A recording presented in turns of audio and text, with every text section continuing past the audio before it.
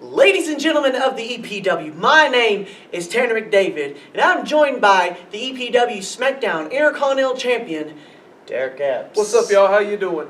Once again, we're coming to you out of kayfabe to bring our opinions about Wrestlemania. Yeah, what a pay-per-view it was, Tanner. It really was, dude. I'll tell you what, this was better than last year's Wrestlemania. I agree, and I was really hoping the last two pay-per-views have really stunk. Elimination Chamber had moments. Fastlane was garbage. Yeah. So he I was like, he wasn't even. I wasn't even there, and I felt it somewhere else. I was like, I'm not missing anything. So I tell you what, I come in, I said, Tanner, they've got to really show out at WrestleMania, and they did. And they did. They did. There were some outcomes I didn't necessarily agree with, but we'll get to those eventually. We're going to be rating the matches and the pay-per-view overall itself. So, starting out with the first match on the main show, AJ Styles versus Shane McMahon. Talk about a show stealer. I tell you what, that was actually a lot better than what I had anticipated. I was talking to a cousin of mine. He said, well, they about messed up because they didn't know Shane and AJ would steal the show that much. But I agree with its place on the card because everybody would assume that Shane would have jumped off something big, and it would have overhyped if it would have put it on last. He ended up doing the coast to coast. Coast to coast of the trash can. Yeah. That's signature, and it was great. It was a great spot at the first of it. That way, the crowd didn't expect anything too large, and their expectations were lessened, which made it a better match. Yeah, and I think it was JBL had a great quote. He was talking about Shane's more of a fighter. He said, "Hey, you always fight a wrestler and you wrestle a fighter," and that was actually really because Shane threw some good jabs on him. He really did. It was good. I give it an A. That was really fun to watch. That was an A. Yeah. It's weird. You wouldn't expect to enjoy watching Shane McMahon in the ring, but I really do. Mm-hmm. And AJ, he makes people that he wrestles even better. Oh yeah, just the level of athleticism that he brings. And on SmackDown the next night or Tuesday night, he came out and shook his hand. So it's like, hey, face turn. I'm okay with that. AJ Styles, that's right. Yeah, absolutely. All right, second match was for the U.S. title, Chris Jericho versus Kevin Owens. That one, it seemed a little bit long. It was. This rivalry had almost gone too long because you knew it when they were doing the best friend thing. It's like, okay, somebody's turn. Yeah, when are they going to turn on? It ended up being Kevin Owens, which could have been a good guess. So it was a pretty good match, but everybody knew Owens was going to win. Yeah. Jericho doesn't need the title. He does the list, and people love it. And also, a lot of people knew that his contract was going to be up here soon because he was going to go on tour with his band Fozzy. So that was coming to an end. So it was really predictable that Kevin Owens was going to win. Yeah, I give it a B. It was fun to watch. It was a B, yeah. It's a B. It's a solid B. Yeah. Spoiler alert, there are no bad grades for me, hardly. We'll get to that. Not like awful grades for me. Like Fastlane and Elimination Chamber, we had some low grades. Yeah, I gave some. There's not going to be any from me on this. No. There's my spoiler. Next up was the Raw Women's title between Charlotte, Sasha Banks, Nia Jax, and Bayley. Mm-hmm. And I was surprised with the outcome, honestly. I was too, actually. I kind of figured, I thought they would do something a little more interesting with the storyline and have Sasha turn on Bayley. I expected that too. I picked Sasha in my picks. Yeah, same here too, but they ended up Bayley retained, which is fine. It's just kind of anticlimactic. It really was. I do agree with it being Bayley versus Sasha. I do agree with that. Mm-hmm. The way she ended it was a big tribute to the Macho Man. Her entrance, actually, she came out in a suit like the Macho Man normally does, except with her armband thingies on it. So and she did the elbow drop like Macho Man did, and that's how she won it. Mm-hmm. Mind you, that's not what her normal moveset and everything, but I can give it a pass. I can give it a pass on that one. I really hope that they're not, Charlotte's kind of taken a back seat the last few months, and maybe she needs it, but with this, they're doing a superstar shakeup soon, which sounds like a draft. So hopefully, I think it is. If she goes to SmackDown, which I think would be awesome, maybe she needs a title, I think, because Charlotte, she's kind of like The Miz. When she has a title, you know it, and that title does awesome. It really does. That match is another B for me. Honestly, I actually give it a C. You give it a C? I give it a C. I expect, to be honest, I expected more. Yeah. I honestly expected more. So, up next is the Raw Tag Team Championship match, which we thought was going to be a triple threat, but then the New Day comes out, says there's one more. So the tag teams that were in it, we had Enzo and Cass, Sheamus and Cesaro versus the champions with the club, Anderson and Gallows. And then the New Day comes out and said, this is going to be a fatal four. We're like, oh, so the New Day's going to be, okay, we're fine with that. But then they're like, it's not us. And then this music hits and I make the girliest scream. Jeff and Matt Hardy come out and the crowd's like, delete, delete, delete. And like, they come out and it's like, holy cow. And they ended up winning the thing. I know. I wouldn't have called that even if I'd known they were going to be in it. Honestly, if I had known that they were going to make the surprise return, I would have picked them. I would have picked the Hardys. Gosh, they were as good as ever. I remember playing, that brought back memories like the late 90s, early WWE video games, like playing with Jeff and Matt Hardy. Gosh. I remember watching them back whenever you said back in like 2007, 2008. Right. Back whenever they did have the tag team championship, whenever they were together. That brought back so much nostalgia, and I'm glad they are back. That's right. Hopefully they can get over the lawsuit that TNA is going against them because Matt's trying to still use the broken Matt Hardy gimmick. Oh, and he did it in TNA. He did it in TNA, and TNA claimed ownership of it, but Matt Hardy was the one that came up with the character. Well, if WWE's in it, they're not going to lose.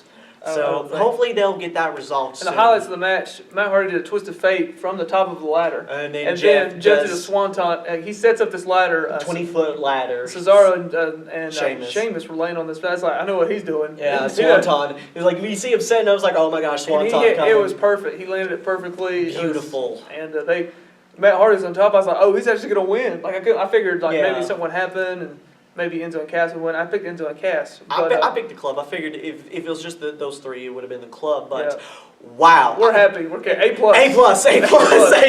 Yes. Double A+. Absolutely. That is a close candidate for match of the night for me. Because it was really good, and it wasn't just the Hardys. Everybody wrestled really well. Oh yeah, it was a great showing for all four tag teams. It really was. Up next, Seth Rollins versus Triple H. That's what I'm going to say. This is an A+ for me. It's not necessarily an A+ for me, but it is an A. It's an A. Unlike Jericho and Owens, well, similar to that, it was just a long build-up. But it was needed. It was needed, and it was awesome. It was a great match. Triple H at WrestleMania is always good. And Seth Rollins is finally getting back to the front of the stage. Our CEO, Jeff Hutchins, calls him the best wrestler on WWE, and I have a hard time disagreeing. I like to think AJ's a little better, but... Well, AJ's just still coming in. I know. AJ's only been there 6 months, maybe 6 months from now. But it was the best part. No, he's been there a year. He debuted at the Royal Rumble. You're right.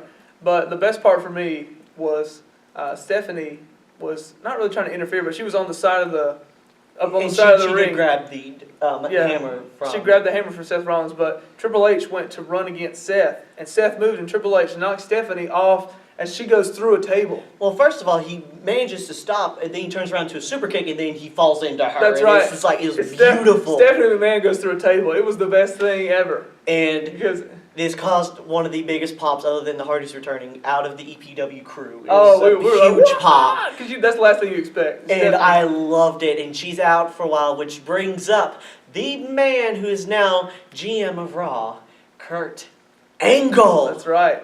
Oh, it's true. That's right. We're not going to finish that. Yeah. We're PG. PG. You suck. You suck. Anyway, but he loves it now. And then Seth Rollins hit him with a pedigree to win. So I'm glad that that's over because Seth can. I'm glad it was really good. Seth can move on. He can move on and get another title. Mm-hmm. Maybe he'll go to SmackDown. I'm really interested to see.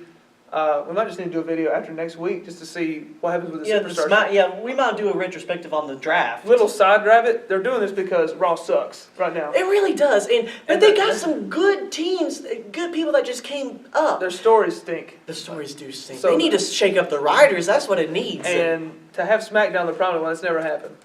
So I'm proud of that being the SmackDown champion. Yeah. Up next we have the Universal title match against Brock and Goldberg. Now, we thought going in that this was going to be a squash match, like number 4. And I tell you what, Bill Goldberg went out with a bang. Applause to you. I'll give it an A because people say, well, they didn't really wrestle, but they did signature moves on each other the entire time. And that's all they needed. Honestly, I'm maybe not give it an A, but I will give it a B. That is a solid B+ from me. And Goldberg started out, Lesnar kind of took him to school, suplex. 3 suplexes. And then perfect camera work. I will give WWE perfect camera work because it just showed the half, and then it zoomed out all of a sudden, spear out of nowhere. He put him under the ground. Like that, Goldberg is, like I had him on top because a lot of people have done spears. Roman, Yeah. Edge, Goldberg. Goldberg is the king of the spear. He really is. Because I was like, I stood up. Like, I was like, oh, my chest. Like he knows that one hurts. He knows how to do it and do it well because that's a dangerous move. It is. You know, that's how it ended Edge's career. Yeah, because Hurt his neck too much. Oh my gosh, those spears! He did one jackhammer and Brock ended up beating on an F5. But I give it an A just because Brock won and it was legitimate, but it wasn't like he just killed Destroyed Goldberg. him. No, yeah, it wasn't totally, that. It was a fight. It was two monsters. It may have been a short match, but that's all they need. It was 5 or 6 minutes. Yeah, and that's what a lot of people think is a short match. Yeah. However, we have seen what they have done whenever they go long term. Go back to WrestleMania 20. Now, mind you, the crowd was hostile because both of them were leaving and everybody knew about it, but you cannot have them going on that long. They are one-trick ponies. You cannot let them expose themselves that much. Right. It was a great match, though. It was a good match. I'll give it a B. A for me. So the next we had Randy versus Bray for the World Heavyweight Championship. This was another great match. Before we go on to that, we need to address another match that we forgot. John Cena John Cena and Nikki Bella versus Miz and Maurice. This had the potential to flop. I guess Tanner's not like it. Had potential to flop, but for me it didn't. I still enjoyed it. I think Tanner's upset because it cost him. It made him go in the lake. It was the one match that sent him in the water. But I liked it. I did. John Cena ended up proposing Nikki Bella, and that was sweet. You all did a group hug. But and then I beat him up. It was a good match. I'll give it a B, maybe a B minus. Honestly, I don't agree with the outcome. I know it's Cena. I know it's WrestleMania. That is like his main thing. But to be honest, him and Nikki are going away. They're going away. They're recovering from injuries. They're filming for TV shows and movies. It's smarter. It's a smarter decision to give the rub to somebody who's going to stay there and can use that heat from beating Cena and Nikki at WrestleMania. Yes, this may be potentially Nikki's last WrestleMania. I understand that. But you still would have had that moment that John Cena still would have proposed to Nikki, because it would have sent a message that our love is stronger than this. And it would have been a good message, and it would have still been a sweet moment that Miz and Maurice still could have capitalized on. Because on SmackDown, looking ahead, SmackDown, they came out dressed as Cena and Maurice, saying, we won't be around anymore, we're gone. It would have meant more if Miz and Maurice had beaten them. I don't disagree. I'm just glad that Cena won because it put me over in our challenge. If you've seen our previous video, Tanner had to take a mule kick. I call it a mule kick because I can't get my foot very high. No, he can't. He took a mule kick into the lake at midnight. Go watch that video. It's going to get posted soon. And but that match put me over the edge because we picked differently. I just picked Cena because it's Cena. Yeah, I love John Cena at WrestleMania. And I got lucky. But I don't disagree with Tanner. It might have been smarter to do that, but they didn't. I'll give it a B. C for me. B. All right, now we've got the world title match. Yes. Randy and Bray. This match was weird at moments. They used this. It disappointed me. Did it disappoint you? It disappointed me. I don't know if I was just disappointed. It was just weird. At some points they had like a top-down shot of the ring, and it showed like a bunch of bugs or worms crawling around. It was supposed to be like mind games. It was just like we were all just like, this is weird. This is weird. I don't. We weren't sure what to do. I mean, Randy won. That's fine. I'm gonna give it a B minus because. See, I'd give this one a C. Do you? I don't agree with the booking decision. Oh, you don't think Randy should have won? No, I don't. I mean, I honestly think this is just compensation for Brock opening him up at SummerSlam. That's honestly all I think it is. Honestly, I don't think Randy should have won. Bray Wyatt has not had that title for like 2 months. That's all he has held it for. The guy has been underutilized in the WWE. And he gets his chance with the tag team titles, and he 2 weeks later loses them. Yeah, he should. He gets the World Heavyweight title, keeps it for 2 months, doesn't even have a pay-per-view to defend it other than here at WrestleMania, and loses it. He's not done though. I think he'll be back in the No, but I feel like he has the potential to be greater than what he is. He already has a good fan following, but I feel like he could do more. I feel like give him the opportunity to do something more here in the WWE. Have some faith in him. He has some weird promo skills. He has a weird thing that makes me feel uncomfortable, but he has this charisma about him that makes you it makes it compelling on what he is saying. Yeah, and you can make the argument too that he doesn't need a title to be that way, and maybe and Randy is much more better with a title. So that's the devil's advocate argument. I don't disagree with you. I love Bray as champion. We saw at our WWE live event he was champion, and it was great. It was great. He was so great. He did so good. It wasn't a bad match, but it could have been better. It could have been a lot better. That's why I give it a C. It wasn't a bad match, but it wasn't a great match either. It was a decent match. All right, what was next? Up next is the SmackDown Women's title match, which was an elimination match, but now, no, I don't even think it was an elimination match to begin with, but it was a six-way between... Yeah, this is my only C of the night. It was just... That one... And it's honestly just because there's not much going on with SmackDown Women. There wasn't. And we knew... we both picked Naomi, and we were right. So, it was her hometown. Oh, she is from Orlando. Yeah. And she never lost the title. She had to give it up because of an injury. I still don't know how much of that was a work. Yeah. It wasn't really bad for me, but it wasn't really good either. No, so it was a C for me as well. So hopefully with this Superstar shakeup, the only good thing that can happen for SmackDown is to get like Charlotte or... Get some women on that roster. Get some help. Yeah. Last match of the night. Roman Reigns versus The Undertaker. Yeah, so let's start with grades. Let's do grades first. I want to hear your little spiel. Let's keep it short. Tanner's going to get personal here. It's going to be personal because Undertaker is one of my all-time favorite wrestlers. Absolutely. One of the greatest. And to be honest, this was his time. It was his time to go. A match overall quality, I give it a C. Overall quality, I fell asleep. But one, because I was tired. It was really late. It was a long period. Lord have mercy, it went on forever. It was really long, and this match was really anticlimactic because everybody knew what was going to happen. And I know why they put it at the end for Undertaker, but like a different match in the final slot would have been better. But they did it for the Undertaker. Did it for the Undertaker, and they had JR to come out and commentate. He's going to be back a few more times. He is. He's signed a contract. Good job. Yeah. But Taker had a lot of wear and tear about him in that match. He did. He didn't do the last ride. He only did one tombstone. He did do the last ride, but it looked janky, as all can be. But it's nothing to. We're not down talking about Undertaker, but Tanner's right. It's just time to go. And he would. I know Undertaker would have wanted someone to put him out. Just unfortunate for us, it was. It had to be Roman Reigns. Roman Reigns on Raw the next day. I'm sure if you watched Raw, he got booed for like.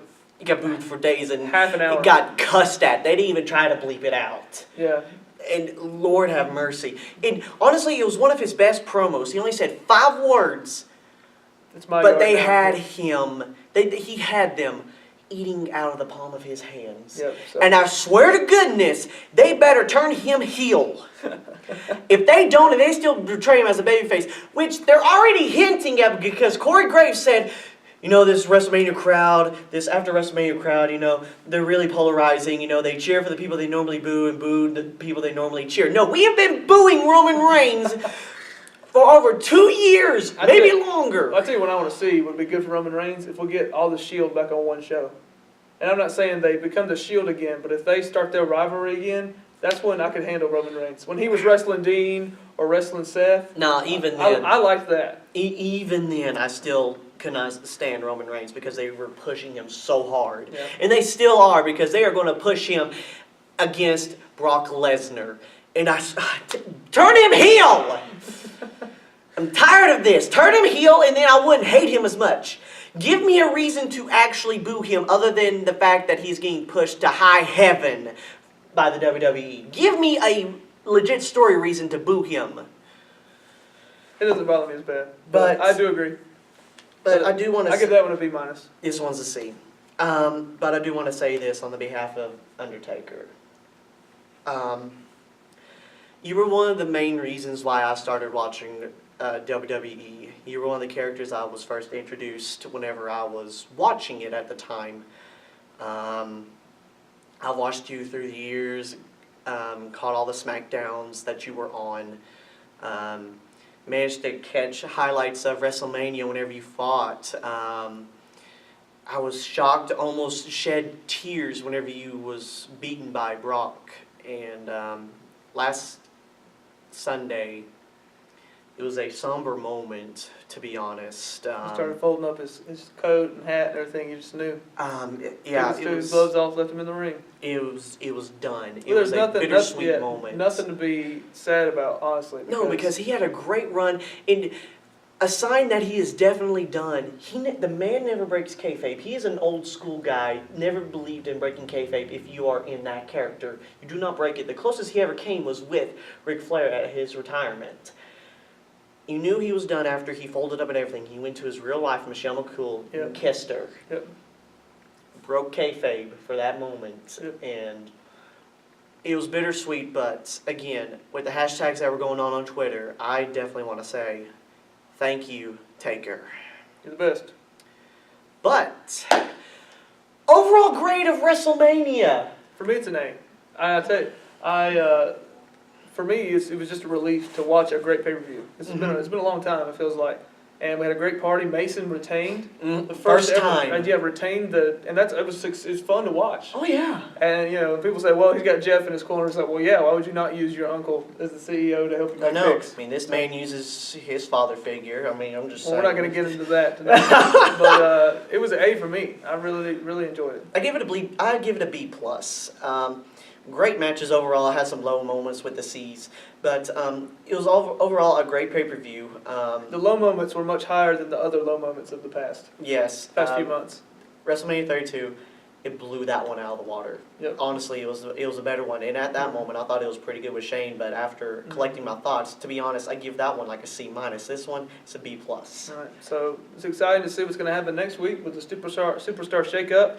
And maybe some things will be shaking up in the EPW too. Yeah, and the next pay-per-view up is for the Raw Championship. That's right. You're looking at the SmackDown champion until May 21st. So I'm going to be riding through graduation as the SmackDown champion. And I'll tell you what, though, Mason's not going to be the only one to retain their title here. I'm going to be the first one to retain the EPW Raw Championship. Because Raw is where I thrive. I tell you what. You better get ready there, son. You just better hope your new general manager can get you some good stories going, because SmackDown is on top right now, and I'm excited about it. And I hope you keep subscribing to the EPW YouTube channel. Look for new stories, new rivalries coming up. Yes, maybe some new characters. Maybe some characters change. You never know. It's after WrestleMania. It's a great time to be in the EPW. We'll see you guys next time.